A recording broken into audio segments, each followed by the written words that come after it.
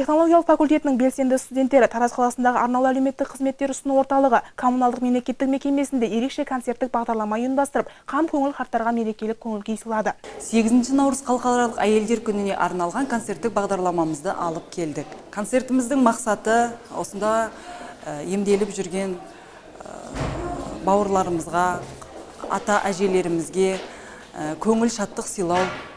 Сосын студенттеріміздің бойында рухани адамгершілік, патриоттық сезімді ояту.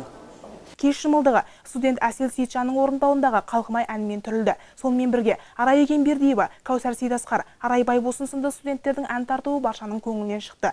Белсенді студенттердің ерекше флешмоб биі де қарттардың қуанышын еселей түсті. Ал Елнұр Әмірханов пен Ермахан Данаевтың орындауындағы көңілді әндер қам көңіл қариялардың ортаға шығып билеп бір сәт серіп қалуына сеп болды.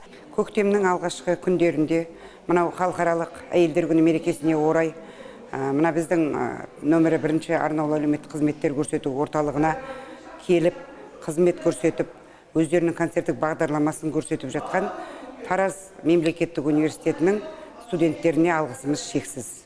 Осы жерде қызмет алушылардың көңіл күйін көтеріп, мерекелік көңіл сыйлап атқан балаларымызға, ұл-қыздарымызға, студенттерімізге үлкен рахмет айтамыз.